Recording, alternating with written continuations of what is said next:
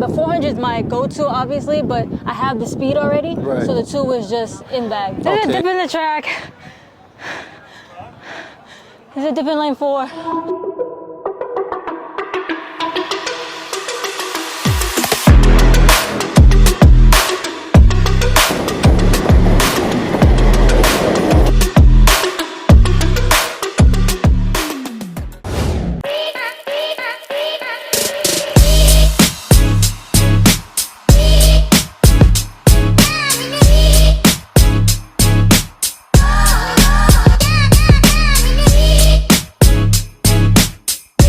Tell you what you got today? Yeah, so it is gonna be 5 200s.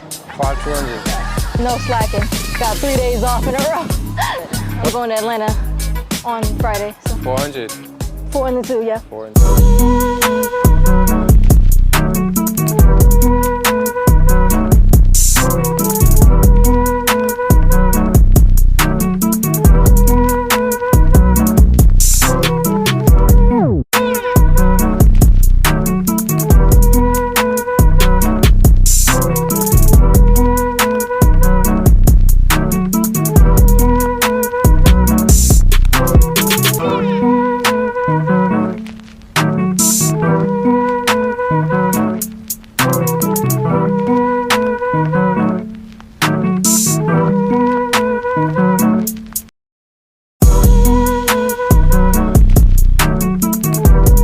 So we about to start our workout today.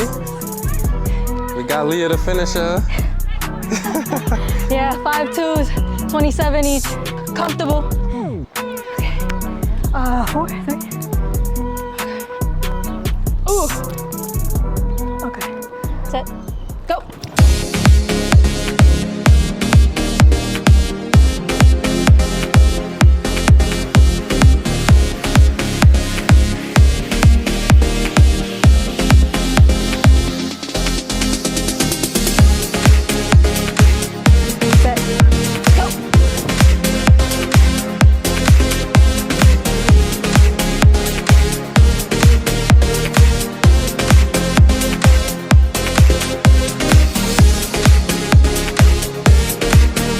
How are they doing so far? Pretty good. Good work.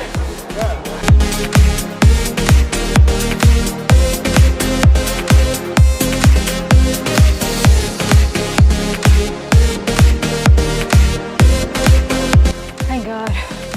There's a dip in the track. There's a dip in lane 4. Last one there.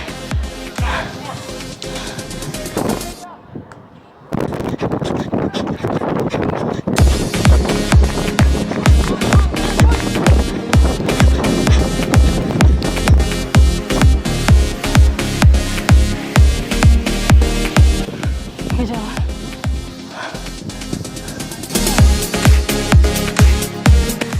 Sun's still up. Don't get my dogs. I'm doing them tomorrow. Yeah, I mean. Because if I didn't have Britt, I'd be walking over like, is it time yet? Oh, it's been time. No, but I hear your footsteps storming. I'm like, damn, making me anxious. Okay, so we are here with Leah Rose, aka Leah the finisher, Jamaican National Record holder in the 500. How you doing today, Leah? I'm good. I just finished practice. I feel a little bit lightheaded, but lighthearted, so. Right. Great. You went to St. John's University, Yes. where you was a multi-conference champion, the Big East. Yes. Multi-400, 200-meter I champion. think 8 or 10 times. Wow. Yeah. Yeah. Also regionals qualifier. Yes. How was your collegiate career? Collegiate career was all the way up and all the way down. Like, I had a great coach. Her name's Leah Anderson. She taught me everything. How to be confident, how to run smart, how to run with just the knowledge that your training got you here for a reason. Like, this, nothing's an accident. You are who you are. Like, Right. Run like you are. Well, I noticed you did a lot of doubles, which is really hard. You know, the 4-2 is really a hard event to compete and win in both. How were you able to do that and still do it, actually? It was all about the training. And just knowing, like, I got this. Like, no one else at this conference is really up to my standard. The 400 is my go-to, obviously, but I have the speed already. Right. So the 2 was just in bag. How has the transition been running from collegiate, now you run club, pretty much open. How is that? It's definitely a transition. It's not too bad because the training's still the same. But when it comes to competition, the competition is like NCAA quality and up. Right. Like, it's no games. Everybody is there to compete. Tell us what that feeling was like to break that 500-meter record for Jamaica. Like, that's really huge. It felt so good. Femke Bol was the winner, and it took a world record to beat me. I came through 108. It felt great. Like, I just was so nervous going into it, and then to come out in second and be a national record holder on top of that felt so rewarding. As you were training, everybody were clapping and cheering you on. Tell us how important that is to have that good support system around you. It's so important. Coming from a team where everybody feels like family, to come into CPTC where it's the same thing. Devin took me in open arms. Derrick is one of the most level-headed coaches I've ever had. And then all my teammates, they all support me. They all are proud of me. They're older than me, so they really look at me as like their daughter, as their sister. It's really family out here. So tell us what's next for Leah. Next is Georgia. I got to meet this Saturday, and then the big Jamaican National Champions, Big Up Jamaica. I'm going out there to do my thing. Like, I'm gonna get accepted on the team. That's what I want. That's my next big move. So thank you so much, Leah. Good luck on the rest of your season. Thank you. We are here with Coach Derrick. Coach Derrick is the 1996 gold medalist for Team USA in the 400-meter hurdles and a world champion 1995 400 hurdles. Those are big accolades. Talk about achievements that stick with you for life, and those are two achievements that no one can ever take from you. How is that feeling, you know, becoming a gold medalist? Those are, I believe, every athlete's dream, and you achieved that. So how was that? I mean, it was great. Accomplishing my dream. It's kind of surreal, but it was a long and gradual process. I came up here in the New York area, out on Long Island, became a pretty good track athlete, state champion in high school, went to Georgia Tech on scholarship, became a six-time All-American at Georgia Tech, a two-time national champion there. Then I made it into the professional ranks in 1993. It's not easy transitioning from college to professional. It took me a couple of years to adjust.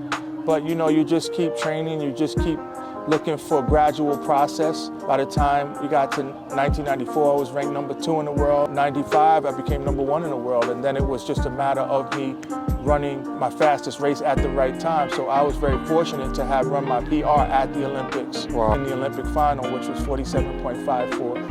Adkins just leading, Davis in second place, Nylander's up there. Adkins leading, right on the outside is Rowan Robinson going well. And Adkins coming through here, and Adkins is in the lead as they come off this hurdle. Adkins storming away here. Adkins is the Olympic champion, Matete, and it's 47.55. It's the fastest time in the world this year. And Adkins, the world champion, is now the Olympic champion. These athletes here that you coach, they must be very appreciative to have someone who knows what they're talking about. How do you think the athletes take that to heart? A coach who can actually say they medaled in Olympics is very huge. Yeah, it does help a lot, because part of the challenge is to get the athletes to buy into your training program, to believe in your training methods and your system. And the fact that I have these accolades makes it a whole lot easier. If an athlete trusts their coach 100%, they're gonna run the workouts a lot harder with a whole lot of more enthusiasm and passion. As you mentioned, it is hard transitioning from a college athlete to a professional athlete. What is the mindset that you have to have, you know, knowing that I'm no longer in college, this is now me and myself, me against my goals, me against the time. How is the mindset there? For the athletes that are gonna go pro, they already have the discipline, the motivation, and the mindset to compete and train and compete professionally. It's a matter of them just realizing that they have to kind of be independent now. They're not gonna have a whole team of 40 athletes around them all the time. You're gonna have to go to meets on your own, just like we sent Leah to Arkansas and we send her overseas. We send her to Dominican Republic, Bahamas on her own. You just have to be a lot more responsible, but it's never really a problem with the athlete developing the motivation and the discipline to do what they have to do. Because just by nature of the fact that they've decided that they'd like to go professional means that, you know, they have the mindset. Now they just need the instructions. Leah trained with a good friend of mine, Alianne Pompey. She's the head coach at St. John's. Alianne is the reason why Leah's here now. Leah wanted to continue running after college, and Alliann referred her to me. I kind of knew the types of workouts that Leah had already been doing. And Leah, she did the transition really well. It was a very smooth transition from St. John's workouts to our workouts. Part of that is because of Leah. Her attitude is just really good. She's very adaptable. She'll do whatever you tell her to do. And I think that led to it being a good, smooth transition. When athletes travel, Leah mentioned that she'll be traveling this weekend to Atlanta. What is the mindset that you would like them to go away with as you're not there for some of these meets?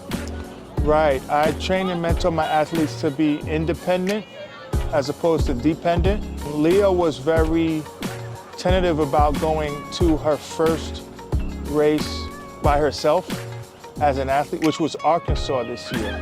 And she seemed a little afraid to just fly down to Arkansas, check herself into the hotel, go to the meet the next day, go back to the hotel, back to the airport. Right. And you just have to kind of take the athlete and throw him into the pool. Right, right. So that's what I do with Leah. Like, Leah, you can do this.